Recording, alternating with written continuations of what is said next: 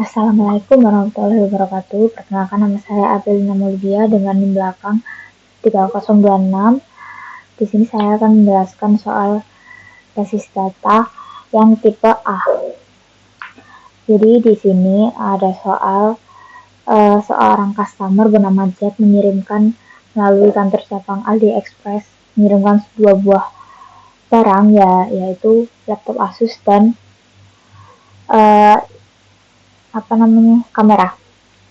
Di sini tertera jenis layanannya berbeda dan beratnya juga berbeda. Dan di sini tertera status lokasi sampainya juga berbeda di cabang AliExpress. Jadi di sini saya sudah membuat ERD-nya ini dan saya akan jelaskan relationship-nya, terus entity dan atributnya dan sebagainya. Di sini saya membuat pertama entity-nya yaitu pelanggan. Di sini ID pelanggannya masuk ke primary key ya, dan menyambung ke paket. Entity pelanggannya itu ada ID pelanggan dan nama pelanggan. Di yang bertanda bintang ini mandatory, yang pagar ini primary. Dan ini paketnya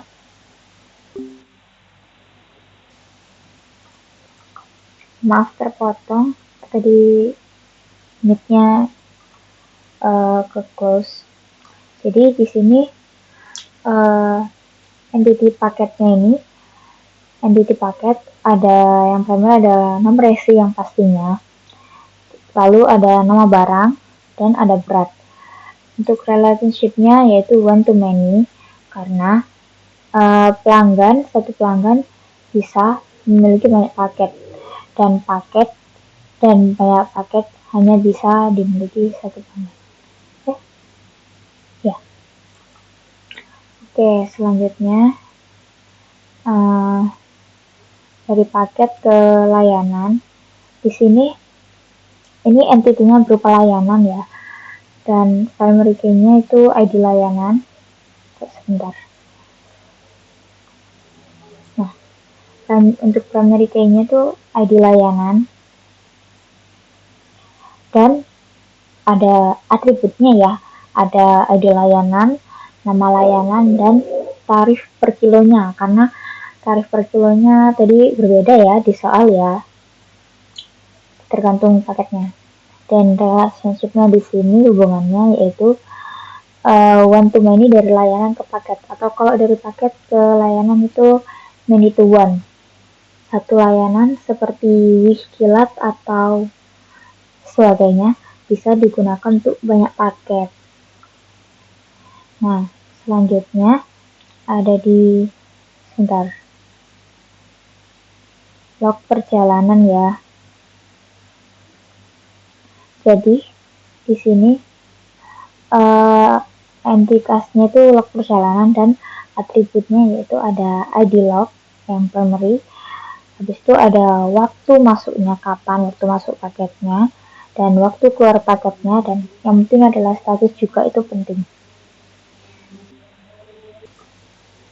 Untuk hubungannya yaitu one to many, yang one itu paket, yang many itu log perjalanan. Karena satu paket bisa dimiliki oleh banyak status. Log perjalanan ke drop point atau kantor cabang di sini tuh one to many. Jadi log perjalanannya itu one, many-nya itu drop point. Oh, sebentar, atributnya. Ini entity-nya drop point ya. Atributnya itu yang pasti, yang primary ada ID drop point, terus ada nama cabang, terus ada lokasi.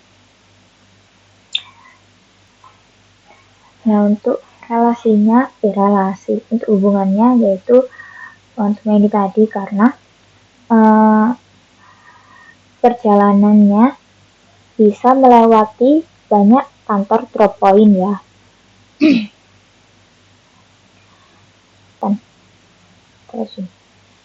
Nah, selanjutnya dari drop point ke kurir, yaitu one to many. Atributnya yang primary yaitu ada ID kurir dan nama kurir. Kenapa one to many? Dikarenakan satu drop kurir. Satu drop point memiliki banyak kurir. Dan banyak kurir hanya bisa di satu drop point. Oke. Sekiranya begitu soal nomor 1. Dan sekarang kita lanjut ke soal nomor 2. Di soal nomor 2 ini ada sebuah usaha bernama Aldi Photo Studio melayani berbagai jenis pemotretan seperti wisuda, prewedding, dan lain-lain. Nah, ini ada tabel yang belum dinormalisasikan. Nah, di sini ini tabel pertama ada ID pemesanan, tanggal pemesanan, ID pelanggan, nama pelanggan, nomor HP, jenis sesi, jadwal sesi, fotografer paket, dan lain-lain. Dan ini di sini ada yang bertumpuk, yaitu make up, jadwal foto, frame kayu, dan hasil foto juga bertumpuk, gambarannya juga bertumpuk. Jadi di sini kita akan memecahkan ya.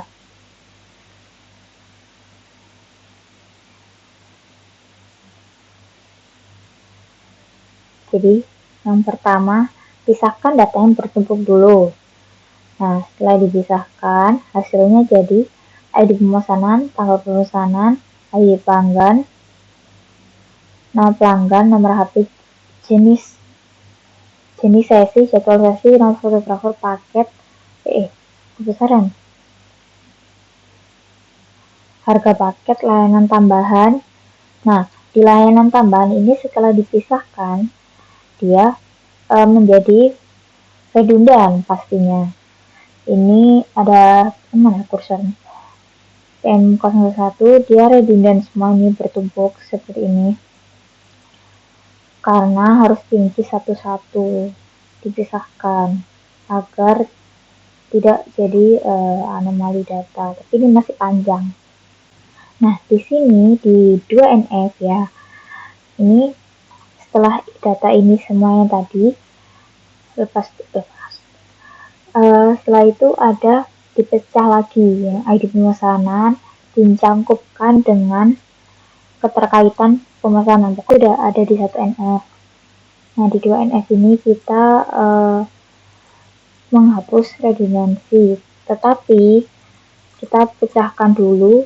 Tadi kan di sini sudah ada composite key. Composite key itu gabungan dua foreign in, jadi primary key. Setelah itu kita pisahkan yang ID pemesanan dulu. Pokoknya yang entitas atribut keterkaitan dengan pemesanan kita pisahkan terlebih dahulu, seperti ada ID pesanan karena ini primary key-nya ya, ID pesanan. Lanjut ada tanggal pesanan, jenis sesi, nama fotografer, paket, harga, pokoknya yang terkait dengan pemesanan. Nah, di sini ini gabungan tadi yang composite key ini. Nah, ini selanjutnya ada ID pelanggan. Ini keterkaitan tentang pelanggan. Yang pasti primary key-nya ID pelanggan, nama pelanggan, dan nomor HP. Jadi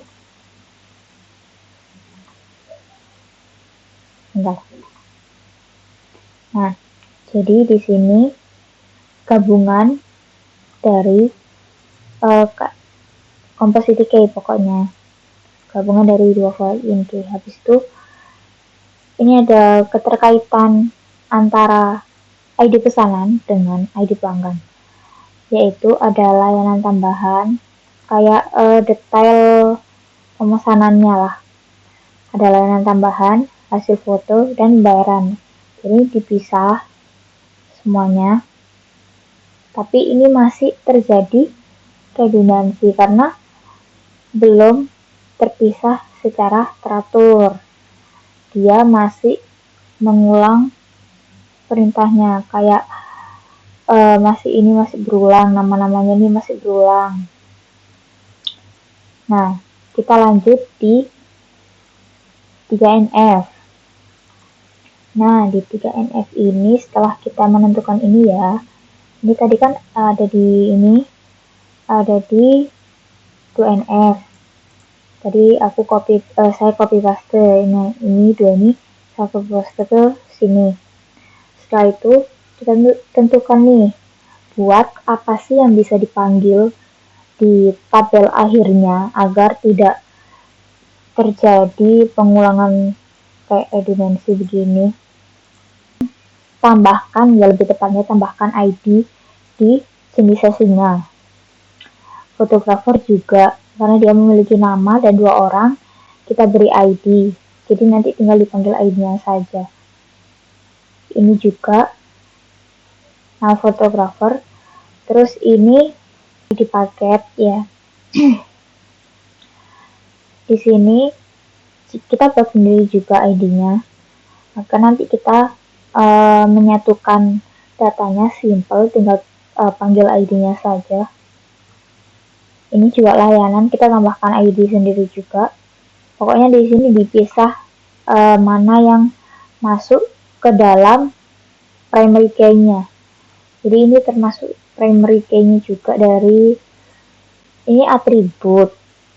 Harusnya ada entitasnya.